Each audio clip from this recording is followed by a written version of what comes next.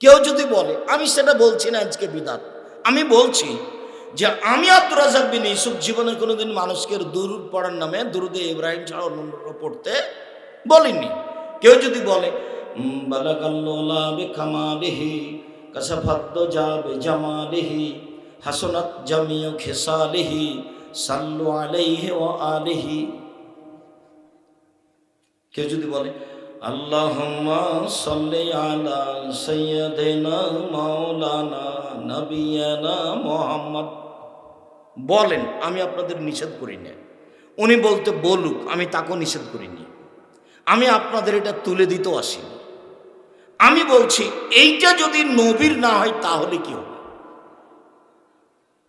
যে বলছে, যারা বলছে সবার ফলাফল জাহান্নাম, এইটা আমি বলতে পারি।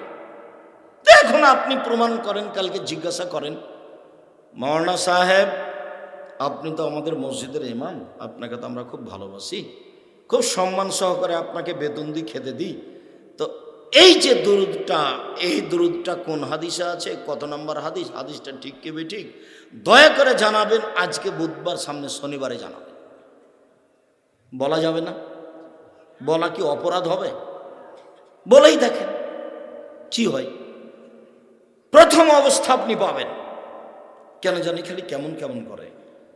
আপনাকে আমি আনছান আনছান করার জন্য বলিনি। আরে বুজুর্গানের দিন বলছেন, আমি সে কথা বলছি না। আমাদের পীর সাহেব বল, আমি সে কথা বলছি না।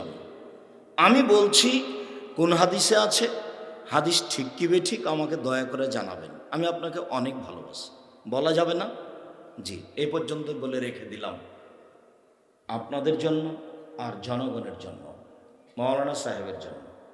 মাওলানা সাহেবের ব্যাপারে আর একটা কথা বলে আলোচনা শেষ, এই অংশে শেষ করছি। আল্লাহ নবী বলছেন জিবরাইল আমাকে উপরে নিয়ে যাচ্ছেন মেরাজে কথা বলার জন্য। তা আমি দেখলাম অনেক লোক টুকরা জো সব বেকার মিনে নাড়া, যাদের ঠোঁট এবং জিহ্বাকে আগুনের কাঁচি দিয়ে কেটে দেওয়া হচ্ছে। ওরা মানুষ, দেখছি একবারে ঠোঁট এবং জিহ্বাকে আগুনের কাঁচি দিয়ে কেটে দেওয়া হচ্ছে, অবস্থা খুব কঠিন। তা আমি জিবরাইলকে বললাম, জিবরাইল মান হাউলায়, জিবরাইল এরা কারা, কাদের এরকম অবস্থা, ইন্না লিল্লাহি ওয়া ইন্না ইলাইহি রাজিউন, এ কি দুর্ঘটনা। তখন জিবরাইল বলছেন হাউলায়ে খুতবা মিন উম্মাতিক, এরা আপনার উম্মতের বক্তা, যারা বক্তৃতা করে বেড়াতে। হাদিস সহিহ। হুজুরকে এটা বের করতে হবে, আমি হয় আর যেই হই। হাদিস সহিহ। এদেশে একটা বই পাওয়া যায় উপদেশ, নাম শুনেছেন কোনোদিন? উপদেশ বইয়ে বিদ্যাই জাতির ত্রুটি, বিদ্যাই ত্রুটি জাতির ধ্বংস, ওতে এই হাদিসটা দেওয়া আছে। ভালো কাজের আদেশ, মন্দ কাজের নিষেধ একটা আলোচনা আছে, তাতে এই হাদিসটা দেওয়া আছে। আমি জাতির শুধু মুখে উপকার করতে চাইনি, মুখে কলমে মিডিয়ায় জাতির উপকার করতে চেয়েছি। মুখে বলছি, মিডিয়া আছে সামনে, কলম আছে। জাতির যদি রাস্তাঘাট করে দিতে না পারি, জাতির যদি স্কুল কলেজ করে দিতে না পারি, জাতিকে চূড়ান্ত সঠিক ধর্ম দিতে পারবো ইনশাআল্লাহ। ধর্মের ব্যাপারে জাতিকে ফাঁকি দিয়ে আমি পরকাল হারাতে রাজি না। আর যারা বক্তব্য বন্ধ করার চেষ্টা করে, আমি চুয়াডাঙ্গা জেলা বলে বলছি না, পৃথিবীর যেখানেই হোক না, যে প্রান্তেই হোক না কেন, বাংলাদেশ যেখানেই হোক না কেন, যারা চেষ্টা করছে তাকে, তার বংশকে, তার জাতিকে চ্যালেঞ্জ করেছে যে একদিন, ধরেন আজকে যে কথা বলবো,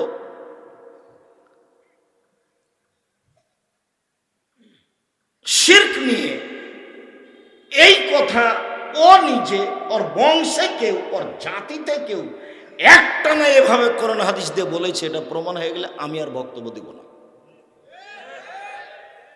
আমি এদেশের মাটিতে বক্তব্য দিতে পাবো না, মানে আমি আগে, অন্যরা আমার সাথে পরে। আমি জাতিকে ফাঁকি দিতে আসিনি, আর জাতিকে আমি কোনোদিন কেসা কাহিনী শোনাইনি। জাতির কাছে আমি কোনোদিন অপ্রয়োজনীয় বাক্য বলিনি, আমার জীবনে আমি কোনোদিন কেসা কাহিনী বলিনি। 32 বছর আমি কোনোদিন মাযহাব নিয়ে কথা বলিনি, একটা বাক্য বলিনি। আমাকে যখন জিজ্ঞাসা করা হয়েছে মাযহাব মানা যাবে কি না, তখন আমি বলেছি ইমাম আবু হানিফা রাহিমাহুল্লাহকে যদি আল্লাহ বিচারের মাঠে বলেন, আচ্ছা ইমাম আবু হানিফা, তুমি কি মানুষকে বলেছিলে যে আমাকে মেনে চলো? তো ইমাম আবু হানিফা রাহিমাহুল্লাহ যদি বলেন না না না আমি কাউকে বলিনি, তাহলে আপনার কি হবে? আমি এটা উত্তর দিয়েছি। আপনি এখন মানবেন না মানবেন সেটা আপনার ব্যাপার। আমি আপনাকে খাটো করতে কোনো সময় রাজি নই। সরকার নিয়ে আমি কোনোদিন বক্তব্য দিই না, ওই আমি পাতাই পড়ি না, ওই পাতাই পড়ি না, ও নিয়ে আমার কোনো হিসাব নিকাশই নেই। সম্মানিত দিনী ভাই বোন, আজকের আলোচনা শিরক নিয়ে আলোচনা করব ইনশাআল্লাহ। মর্মে আমার দিনী বোন যারা আছেন তাদেরকে আমি বসার জন্য অনুরোধ করছি, কথা বলতে নিষেধ করছি। মুখ বন্ধ করেন। এই মেয়ে কথা বলছো কেন? মুখ বন্ধ করো। ঢং ঢং করে এসেছো কথা বলতে বলতে, আবার ঢং ঢং করে চলে যাবো কথা বলতে বলতে। তোমার একটু শরম হয় না? তোমার একটু হায়া হয় না? তোমার একটু লজ্জা হয় না? তোমার একটা ইতস্তবোধ হয় না? তোমার মাথায় কাপড় নেই কেন? তুমি ক্লাস 10-এ পড়ো, তোমার মা নাই নাকি? তোমার বাপ নাই? কেন এসেছো কেন? আপনি কি মনে করছেন মেয়েটা হিন্দুর মেয়ে? জি না। আপনি কি মনে করছেন ওটা ইহুদির মেয়ে? জি না। আপনি কি মনে করছেন ওটা খ্রিস্টানের মেয়ে? ও মুসলমানেরই মেয়ে। তো এরকম কেন? ওর বাপ নাই সেজন্য। বাপ মানে তো ক্ষমতা। আল্লাহ রাসূল বলছেন, ইয়া মাশার সাবাব, এই যুবক দল, মানিস্তাত মিনকুমুল বাপ ফালিয়াতা, যার ক্ষমতা আছে সেজন্য বিবাহ করে। চোখ যেভাবে ঘুরে বউ সেইভাবে চলে, তার নাম ক্ষমতা। চোখ যেভাবে ঘুরে পরিবার সেভাবে চলে, তার নাম ক্ষমতা। যদি ক্ষমতা থাকে তাহলে বিবাহ করো, হাদিস বুখারী মুসলিম। ফাইলাম ইয়াস্তাতে, যদি ক্ষমতা না থাকে ফালে বিশ্বম, তাহলে তুমি বিবাহ করিও না। তুমি বিবাহ করিও না, তুমি রোজা থেকে থেকে থেকে যৌবনকে ধ্বংস করো। তো ওই যে মহিলাটা ছোট ব্লাউজ পরে এখানে বসে আছে, পেট পিট দেখা যায়, তাহলে ও খারাপ না, তার স্বামী খারাপ। আর স্বামী খারাপ, আর স্বামী কাক পুরুষ, আর স্বামী ঘৃণিত পুরুষ, আর স্বামী কাক পুরুষ, আর স্বামী ঘৃণিত পুরুষ। আমি আব্দুর রাজ্জাক বিন ইউসুফ আপনাকে হিসাব করে কোনোদিন কথা বলতে লাগবে, এরকম কোনো হিসাব আমার জীবনে কোনোদিন করা লাগে না। আপনার জন্য এসেছি। আপনাকে আমি অনেক ভালোবাসি, এ কথাই ঠিক। আপনি এদিকে দেখেন, আমি অনুবাদক। মুহাম্মদ সাল্লাল্লাহু আলাইহি ওয়াসাল্লাম বলছেন, লা তারফা আসাকা আদাবান মিন আহলে, পরিবারের উপর থেকে লাঠিটা উঠিয়ে নিও না, মানে পরিবারকে লাঠি লাগবে। এটা রাসূলের মুখের ভাষা, সবচেয়ে ভদ্র মানুষ পৃথিবীতে। আবার বলছেন যে আল্লে কাসাকা আলা বাবে, লাঠিটা দরজায় ঝুলিয়ে রাখো। এটা কি? এটা কি? স্ত্রী ছেলে মেয়ে যেন লাঠি দেখেই ভয় পায় যে একটু 19-20 হলে এটা হবে। 3, যেখানে আল্লাহর নবী বললেন যে স্বামী হলে 5টা জিনিস লাগে। স্বামী হলে কয়টা জিনিস লাগে? 5টা। 1, তুমি যে মানের খাচ্ছ তোমার স্ত্রীকে সে মানের খাওয়াবা। তুমি যে মানের পড়ছো তোমার স্ত্রীকে সে মানের পড়াবা। 3, তুমি স্ত্রীকে কটু কথা বলবা না। 4, মুখের উপরে মারো না। তার মানে মারা লাগলে মুখের উপরে মারতে হবে না। স্বামী হলে 5টা জিনিস লাগে, তার 4 নম্বর হলো লাঠি। 5, ওলা তাতরুকা ইল্লা ফিল বাইতে, তুমি তোমার স্ত্রীকে তোমার বাড়ি ছাড়া কোথাও যেতে দিও না। খালার বাড়ি যেতে পারে না, ফুফুর বাড়ি যেতে পারে না, মায়ের বাড়ি যেতে পারে না, জরুরি দুর্ঘটনা ছাড়া আপনার বাড়ি ত্যাগ করতে পারে না। বাজার তো বহু দূরের কথা, হাট বাজারে কাপড় কিনতে যাবো এটা তো ধারণা আশাই করা যায় না। টাকা দিয়েছেন আপনি, কাপড় দিয়েছেন আপনি, আসকারা মাস্কারা ভুরু পেন সব কিছু দিলেন আপনি, আরও সাজগোজ করে দোকানদারের সামনে দাঁড়িয়ে থাকে, আপনি একটু খারাপ লাগে না আপনাকে? আপনার কি কোনো হিতাহিত নেই? আপনার কি কোনো আত্মমর্যাদা নেই? আপনার কি খারাপ লাগে না? খারাপ লাগাটা হলো আত্মমর্যাদা। কোনো কিছুই একবারে কিছুই হিতাহিত জ্ঞান নেই। একটাই প্রাণী আছে, সেটা হলো শুকুর। আল্লাহ নবী বলছেন, মানুষ যেদিন 3টে পাপ করবে সেদিন মানুষ হয়ে যাবে বানর, মানুষ হয়ে যাবে সোর, মানুষ হয়ে যাবে বানর, মানুষ হয়ে যাবে সোর। যেদিন মানুষ 3টে পাপ করবে সেদিন মানুষ হয়ে যাবে বানর, সেদিন মানুষ হয়ে যাবে সোর, শুকুর হয়ে যাবে। 1, যেদিন মানুষ নেশাদার দ্রব্য পান করবে, বিড়ি, তামাক, জর্দা, সিগারেট, গুল, নেশাদার দ্রব্য খাবে। 2, মেয়েরা যেদিন নাচবে, সব মোবাইলে মেয়ে নাচে, সব দোকানে মেয়ে নাচে, সব ঘরে মেয়ে নাচে। 3, যেদিন বাদ্যযন্ত্র প্রকাশ পাবে। এই যে সামনে সাউন্ড বক্সগুলো দেখছেন, এখান থেকে যাওয়ার পরেতে গান চলবে। এই তিনটে পাপ যখন হয়ে যাবে প্রকাশ সমাজে, তখন সন্ধ্যায় থাকবে মানুষ, ওই লোকটাই যখন সকাল হবে তখন কি হয়ে যাবে? বানর হয়ে যাবে, আর সোর হয়ে যাবে। হাদিস বুখারী মুসলিমের কথা আমি বলি। আব্দুর রাজ্জাক সাহেব, বানর সোর হবে কেন? কুকুর শ্রীগাল হোক, সাপ ব্যাং হোক, গরু ছাগল হোক, তো এই দুটা হবে এই জন্য যে একেবারেই হিতাহিত জ্ঞান নেই যার, সেটাই হলো শুকুর। গরুর হিতাহিত জ্ঞান আছে, যেখানে উঁচা ঘাস সেখানে গরু খাবে না, কেন? ওখানে গোবর আছে। আর যেখানে গরুর ভড়ি টড়ি ফেলা আছে সেখানে গরুকে পিটিয়ে নিয়ে যেতে পারবেন। তার মানে তার কিছু জ্ঞান আছে। আপনি শুকুরকে নিয়ে যান, জীবনে তার কোনো জায়গা নাই যেখানেও মুখ দেবে না, জীবনে তার কোনো জায়গা নাই যেখানেও যাবে না। যেদিন মানুষ ইহুদি খ্রিস্টানদের নিয়মে চলে যাবে, তার কাছে কোনো হিতাহিত জ্ঞান কাজ করবে না। বহু ছেলে আছে এখানে মাথায় চুল রেখেছে, ছাতা চুল, কোনো খেলোয়াড়ের সেজন্য। ওর বাপ জানে না, ওর মা জানে না, যে ওর বংশ জানে না যে ছাতা চুল কাটছে কেন, এটা কার অনুসরণ? ওটা কে? ওটা ইহুদি, ওটা খ্রিস্টান।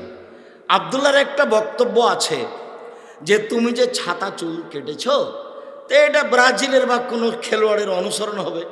বিশ্বাস করো, তুমি যদি পাসপোর্ট সরকার দেয় তো তুমি ওই দেশের ভিসা পাবা না। ভিসাও যদি তোমাকে দেয়, তুমি যদি ঢাকা বিমানবন্দরে যাও, ইমিগ্রেশনে তোমাকে কয়েক ঘন্টা ওইখানে দূরে রাখবে, তোমাকে গরু ছাগলের মতো দাম দেবে না। আর তুমি যখন লন্ডনে গিয়ে নামবা, তখন তোমাকে হাতে বলবে না কথা, পা দিয়ে বলবো ওইখানে বসতে, ওইখানে যাও লাথি দিয়ে। আপনি তখন দেখবেন যে আমি আসলে কুকুর না মানুষ। তারপর ওখানে গিয়ে আপনাকে আর ঢুকতে দিবে না, কেন? আপনি হচ্ছেন 3rd দেশের মানুষ, আর ওরা হলো 1st দেশ। কথা বুঝাতে পারিনি। আব্দুল্লাহর বক্তব্য একটু মাঝে মধ্যে শুনিয়ে, খালি এমনি ভালোবাসা দেখালে হবে যে আব্দুল্লাহকে খুব ভালোবাসি, তার বক্তব্য শুনলে বোঝা যাবে যে আসলে আমার ছাতা চুল রাখাটা কেমন হয়েছে। যেই দেশের ভিসাই আমার অ্যালাউ নাই, যদি আমি ঢাকায় বিমানবন্দরে ঢুকি তাহলে আমাকে 3 দিন ফিরাবে, ঘন্টার ঘন্টা অপেক্ষা করাবে। তারপর ওই দেশে যখন নামবে তখন আমাকে পা দিয়ে বলবে ওদিকে যে বস, ওদিকে মুখে বলে না, এভাবে পা দিয়ে বলে, ওখানে বসার জায়গাটা পা দিয়ে দেখায়। আর আমি তো বহু দেশ ঘুরেছি, আমার খুব কষ্ট হয়। আমি নিজেও ওই যারাই টয়লেটের মধ্যে থাকে, আসে বের হয়, তাদেরকে আমিও কিছু সহযোগিতা করি। আমার খুব কষ্ট হয়। যারা মাস্টার ডিগ্রি পাস করে গেছে, যারা বিদেশে আছে, সবাই কিন্তু টয়লেট পরিষ্কার করে, খুবই কম অন্য কাজে আছে। বউ টয়লেট পরিষ্কার করে, এও করে। টয়লেট পরিষ্কার ছাড়া অন্য কোনো কাজ নেই। তুমি কার কারণে মাথায় চুল ছাতা রেখেছো তুমি চিনতে পারোনি। তোমাকে দেখলে আমার খুব আফসোস হয়। সম্মানিত দিনী ভাই বোন, উপস্থিত বৈঠকের মুসলিম বোন, আপনাকে আমি 2-1টা কথা শোনাই, এটাকে শেষ করে নি। স্বামী হলে 5টা জিনিস লাগে, তার 4 নম্বরে আছে লাঠি, আর 5 নম্বরে আছে তোমার স্ত্রী বাড়ি ছাড়া করে যেতে পারে, কাপুরুষের যাবে। তারপরে রাসূল সাল্লাল্লাহু আলাইহি ওয়াসাল্লাম বলছেন, কোরআন মাজিদের আয়াতে আছে, আল্লাহর নবী বলছেন যে তাকে প্রহার করে সংশোধন করার চেষ্টা করো, লাঠি দিয়ে সংশোধনের চেষ্টা করো, তাকে জোর করে ভেঙে ফেলো না। রাগ করে যদি ভেঙে ফেলো সেটা হলো তালাক। তালাক না দিয়ে লাঠি দিয়ে তাকে ঠিক করে দেখো। আপনি আমার দিনী বোন, আপনি আমার মনে কষ্ট নিয়েন না যে আপনাকে ভালোবেসে বক্তব্য শুনতে এসেছি তো শুধু লাঠি শোনাবেন, আমি তা বলিনি। আপনাকে আমি দিনী বোন অনেক মূল্যায়ন করি, আমি আপনার জন্য অচিরাই কাছাকাছি চলে আসছি, কিন্তু আসলে আমি বলতে চাচ্ছি যে আপনাকে আমি কষ্ট দিতে চাইনি। তো এই যে মেয়েটা ক্লাস 10-এ পড়ে, মাথার চুল বড় বড় পাঞ্জা দেখা যাচ্ছে, এর মুখ দেখলে পাপ হয়, আর চুল দেখলে পাপ হয়, আর হাত দেখলে পাপ হয়, আর পা দেখলে পাপ হয়, গোটা দেহটাই এর পাপের বস্তু আর একজনের জন্য। তো এর জন্য আমি দায়ী না আপনি আর আপনার স্বামী দায়ী? কে দায়ী? তাহলে শুনেন, আপনাকে আর আপনার স্বামীকে নিয়ে দুটা কথা বলি। এক, আপনার স্বামীর জন্য, মান ওয়ালাদালাহু ওয়ালাদুন ফালিহিসান ইসমাহু, কারো যদি ছেলে মেয়ে জন্ম নেয় তো একটা সুন্দর নাম রাখতে হবে। এটা কার দায়িত্ব? বাপের। সুন্দর নাম রাখবে কে? বাপ। তো বাপ মেয়ের নাম রেখেছে রত্না। এটা বাপ না এটা ওর চাচা? এটা ওর চাচা না হলে এটা সৎ বাপ। ছেলের নাম রেখেছে লিটন। তো এটা কি সুন্দর হলো?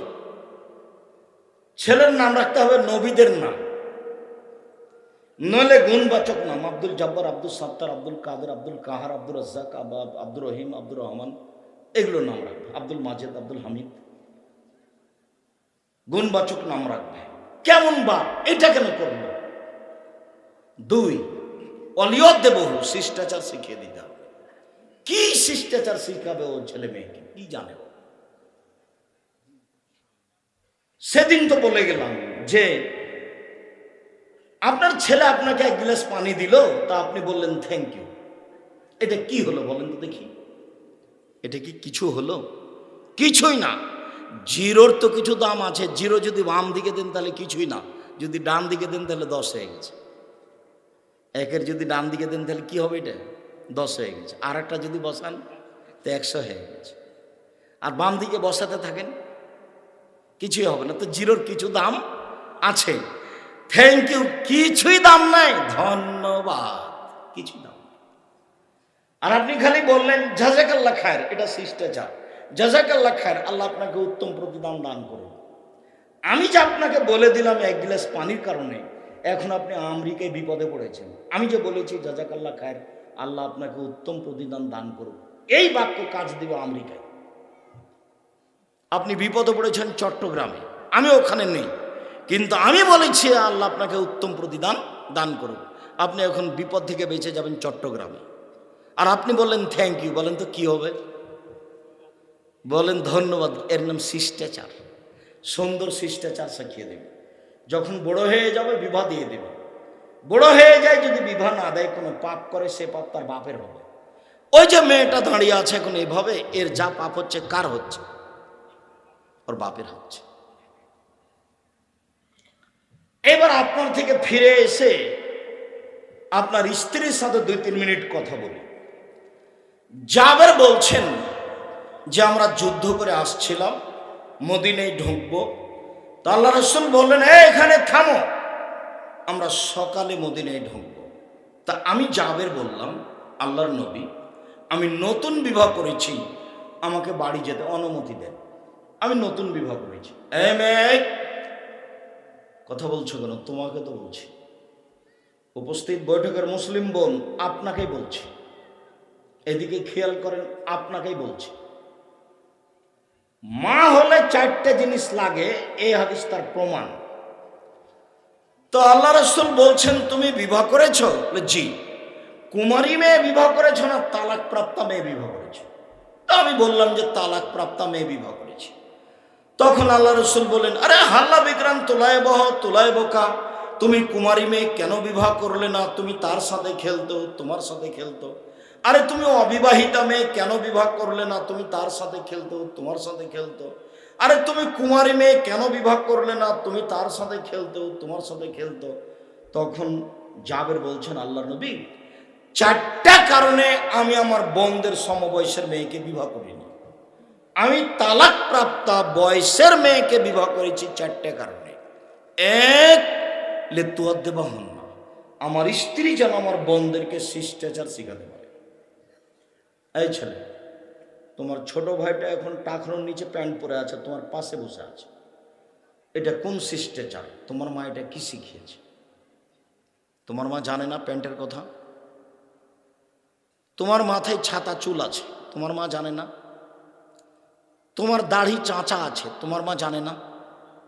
তুমি প্যান্টটা টাকানো নিচে রেখেছো, এটা তোমার মা জানে না? তোমার মা তো সুন্দর করে খাবার দেয়, সাজিয়ে রাখে, শোকে যায়। তোমার বাপ এটা জানে না? তোমার বাপ তো সবই বুঝে। বুঝে যে, 1 মিনিট দেখবে তোমার বাপ যে বুঝে সবই। 1 মিনিট দেখবে তোমার বাপ গতকালকে তোমাকে বলে গেছিল যে সকালে সকালে বাজারে বেগুন নিয়ে আসবি। বেগুন আমি আগেই চলে গেলাম, তো সকালে বেগুন ছিল 30 টাকা কেজি। 11টার সময়টা 20 টাকা কেজি হয়ে গেছে। যখন 20 টাকা কেজি হয়ে গেছে তখন তুমি বাজারে পৌঁছেছ, 5 মণ বেগুন বিক্রি করেছো, কেজিতে 10 টাকা কম। এই যে তোমার বাপ খেপে গেল, তোমাকে যখন তখন বলছো তোকে বের করে দেবো, তোকে পিটাবো, তোর চামড়া তুলে দেবো। তোকে যে বললাম বারবার করে তুই 10টার সময় তুই কেন দেরি করবি, 7 দিন যাবত তোমার বাপ ভুলে না। তাহলে তোমার বাপ যে আছে এটা ঠিক কথাই আছে। তো তোমার বাপ যে আছে, তো তোমার প্যান্টটা কেন টাকানো নিয়েছে? এটা কি? আমি বলছি আসলেই কি এটা তোমার বাপ? স্বার্থে তোমার বাপ। আসলে তোমার বাপ নাই, হলো তোমার চাচা, এ তোমার সৎ বাপ। এটা তোমার সৎ মা, এটা তোমার খালা, এটা তোমার মা নয়। এই মেয়ে থামো, তোমার মা তোমার খালা। উপস্থিত বোন, আপনাকে আমি তার খালা বলছি, আপনাকে আমি তার সৎ মা বলছি। যদি আপনি মা হন তো এরকম কেন? 2 তোয়াল নেব হন না। আমার স্ত্রী যেন আমার বোনদেরকে শিখিয়ে দিতে পারে, বিদ্যা শিখাতে হবে। আম্মু বিছানে শোয়ার সময় সূরা মুলক পড়বা। সূরা মুলক পড়লে কবরে শাস্তি হয় না। আম্মু বিছানে শোয়ার সময় আয়াতুল কুরসি পড়বা। আয়াতুল কুরসি পড়লে শয়তান নিকটে আসবে না। আম্মু সকালে সন্ধ্যায় ইখলাস ফালাক নাস 3 বার করে পড়বা, তাহলে তোমার সব কিছুর জন্য যথেষ্ট হবে। মা বিদ্যা শিখিয়ে দেয়। বলো তোমার মা তোমাকে কি শিখিয়েছে? কোনোদিন তোমার মা বলেছে তোমাকে যে সূরা মুলক পড়লে কবরের শাস্তি হয় না? বলে আমার মাই জানে কি না? তোমার মা জানে না তো। তোমার নানা বিবাহ দিয়েছ, স্বামীর কাছে এসেছে, তাই বাচ্চা হয়ে গেছে। ও নিজেও বুঝে না যে আমি মা হলাম কিভাবে। আসলে মা কাকে বলে তা জানে না ও। প্রসাব করাতে পারলে মা হওয়া যায় না, বাচ্চাকে দুধ খাওয়াতে পারলে মা হওয়া যায় না। পাগলিও বাচ্চা প্রসাব করাতে পারে, পাগলিও বাচ্চাকে দুধ খাওয়াতে পারে। পাগলির সামনে যখন বাচ্চা বাম হাতে পান করে পানি, তখন পাগলি বলতে পারে না আম্মু ছি ছি ছি, আম্মু আম্মু আম্মু, ডান হাতে ধরো আম্মু, ডান হাতে ধরো। এই কথা পাগলি বলতে পারে না, কিন্তু তোমার মা বলতে পারে। তোমার মা বলতে পারে তবুও বলে না। এখন তোমার মা পাগলির মতন না পাগলির চেয়ে খারাপ? পাগলির চেয়ে শতগুণে খারাপ। একে মা বলিও না, একে খালা বলে ডাকো। এই মা তোমাদের পরিবারকে কবর দিতে এসেছে, তোমাদের পরিবারকে ধ্বংস করতে এসেছে। 3 তোরাজ্জলা হন না। আমার স্ত্রী যেন আমার বোনদের মাথার চুল চিরুনি করে রাখতে পারে। মা মানে দাঁতটা পরিষ্কার করে রাখবে, মা মানে নখটা কেটে রাখবে। এই ছেলে, তোমার বোন এখানে ইন্টারমিডিয়েট পাস করে আজকে এসেছে, দেখো নখ বড় বড় আছে। তোমার মা আসলে কি আছেন? এটা তোমার খালা। দেখো বাড়িতে গিয়ে নখ বড় আছে। নবীদের বৈশিষ্ট্য নখ কাটতে হবে। আবার নখে নেইল পালিশ দেওয়া আছে, নেইল পালিশ দেওয়া হারাম। ইহুদি খ্রিস্টানদের পতিতালয়ের মেয়েদের বৈশিষ্ট্য হচ্ছে নখে নেইল পালিশ দেওয়া। ইহুদি খ্রিস্টানদের পতিতালয়ের মহিলাদের বৈশিষ্ট্য হচ্ছে নখে নেইল পালিশ দেওয়া। ইহুদি খ্রিস্টানদের বেশ্যা মহিলাদের নীতি হলো নখে নেইল পালিশ দেওয়া। আর কপালের টিপ দেওয়া হলো হিন্দুদের নীতি। হিন্দু মেয়েকে বিবাহ করার 10টা পদ্ধতি আছে। কয়টা? 10টা। তার একটা পদ্ধতি হলো রাক্ষসী বিবাহ। মেয়ের বাপ বিবাহ দিবে না, ছেলে যদি জোর করে কপালে টিপ দিতে পারে তাহলে বিবাহ হয়ে যাবে। টিপ দেওয়া প্রথা এসেছে হিন্দুদের পক্ষ থেকে। কোনো মুসলিম মহিলা কপালে টিপ দিতে পারে না, নখে নেইল পালিশ দিতে পারে না। নখে, হাতের নখে মেহেদি দিবে, পায়ের নখে মেহেদি দিবে। হাতে তো দিতে হবেই হবে, পায়ে দিতে হবে, দিতে বাধ্য, দিতেই হবে। মেহেদি দিতে হবে, জরুরি ঘোষণা। ভোরে উঠিয়ে চিকন করতে পাবে না, হারাম।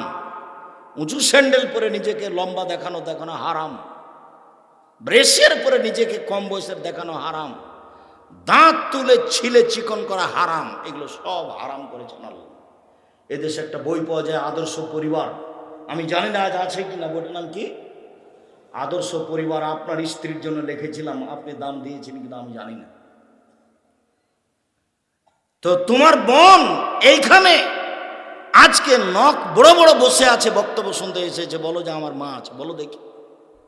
তুমি বলতে পারবে না, তোমার বাপও বলতে পারবে না আমার স্ত্রী আছে। তাহলে কিভাবে আমরা এলাম দুনিয়াতে? গরু ছাগলের মতো এমনিতেই। বুঝেও বুঝে না ওরা, অন্তর আছে বুঝে না, দেখেও দেখে না ওরা, চক্ষু আছে দেখে না, শোনেও শোনে না ওরা, কান আছে শোনে না। শোনা দরকার, দেখা দরকার, বুঝা দরকার, আমল করা দরকার।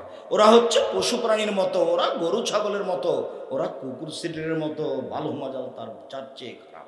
চার, তাকুমালাইহিন না, আমার স্ত্রী যেন আমার বোনদের উপরে পাহারা দিতে পারে। মা মানে পাহারাদার, মা হলো পরিবারে পাহারাদার, বাপ হলো পরিবারে পাহারাদার। চুয়াডাঙ্গা বাড়ি, তারই ভিত্তিতে বাপ 3 চিলে লন্ডন গেছে। আর মেয়ের নাম মিম, ওকে ঢাকা বিশ্ববিদ্যালয়ে ভর্তি করেছে, ও প্রেমের তাসবিহ পড়ে, আর ওখানে ও তাসবিহ টিপছে লন্ডনে। ও কেমন পাহারাদার?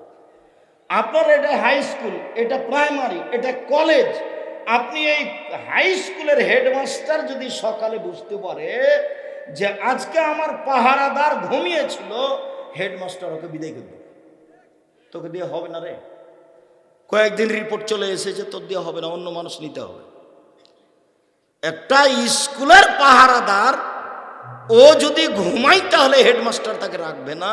আর আল্লাহর নবী বলছেন আপনার মা পাহারাদার, আল্লাহর নবী বলছেন আপনার বাপ পাহারাদার। 2 জন পাহারাদার এই পরিবারে। আমি বুঝাতে পারলাম না পাহারাদার কাকে বলে।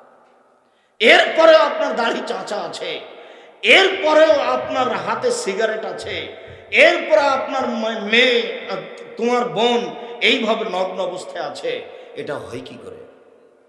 দুঃখিত। উপস্থিত বৈঠকের মুসলিম বোন, আপনাকে একটু সতর্ক করে যাচ্ছি, শোনেন।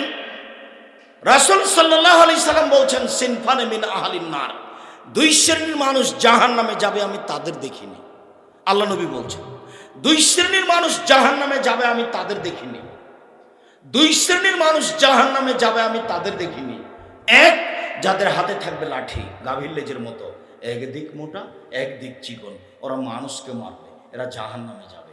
2, নিসাউন, মহিলা, কাশে এতন, কাপড় পরে থাকে, আর এতন, উলঙ্গ। আল্লাহ নবী মনে হচ্ছে যে তোমাদের স্কুলকে দেখে দেখে বলছে। নিসাউন, মহিলা, কাশে এতন, কাপড় পরে থাকে, আর এতন, উলঙ্গ। যেই কাপড় পরার পরে অঙ্গ প্রত্যঙ্গ বোঝা যায়, সেটাই হচ্ছে উলঙ্গ পোশাক। নইলে কেন আল্লাহর নবী বলছেন যে মহিলা কাপড় পরে থাকে, উলঙ্গ, মমিলাতুন, ওরা পুরুষকে নিজের দিকে আকৃষ্ট করে, মায়লাতুন, তারা নিজেরা আকৃষ্ট হয়। যখন রাস্তায় চলে তখন একবার রাস্তা ডান দিকে যায়, একবার বাম দিকে যায়, একবার হাত হিলায়, একবার মুখের ভাঁজ করে, একবার চুলের ভাঁজ করে। কেন জানি কেমন কেমন করে, কেন জানি আনছান আনছান করে। ওরা নিজেরাও পুরুষের প্রতি আকৃষ্ট হয়েছে। লায়াত খুল্লাল জান্নাহ, ওরা জান্নাতে যাবে না। ওরা জান্নাতে তো যাবে না, যাবেই না। ওলা ইয়াজাদনা রিহাহা, জান্নাতের গন্ধ পাবে না, যে জান্নাতের গন্ধ 1 বছরের দূরত্ব পথ থেকে পাওয়া যায়। আমি অনুবাদক, হাদিস বুখারী মুসলিম। উপস্থিত বৈঠকের মুসলিম বোন, 1 মিনিট। আল্লাহ রাসূল বলছেন, ইন্নাল মারাতা তুগলু ফি সূরাতি শায়তান ও তুদবিরু ফি সূরাতি শায়তান, নিশ্চয়ই মহিলারা শয়তানের বেশ ধরে আসে, শয়তানের বেশ ধরে যায়। নিশ্চয়ই মহিলারা শয়তানের বেশ ধরে আসে, শয়তানের বেশ ধরে যায়। নিশ্চয়ই মহিলারা শয়তানের বেশ ধরে আসে, শয়তানের বেশ ধরে যায়। আচ্ছা, হাদিস তো বুখারী মুসলিম, তা আল্লাহর নবী কি এইভাবে আয়েশাকেও বললেন? জি না, কথা বুঝতে পারেননি মনে হয়। হাদিসের ইবারত হলো মহিলারা কোন বেশে আসে? শয়তানের বেশ ধরে আসে। কোন বেশ ধরে যায়? শয়তানের বেশ ধরে যায়। তো আল্লাহর নবী তো আমভাবে বললেন, এই কথা কি তিনি আয়েশাকে বললেন? জি না। এই কথা কি তিনি খাদিজাকে বললেন? জি না। আমি তো আপনাকে আয়েশার মতো মনে করি, আপনাকে আমি কষ্ট দেব কেন এই কথা বলে? আপনি 1 মিনিট আয়েশাকে দেখবেন। এই ছেলে বসো, তুমি কাজ দেখাচ্ছ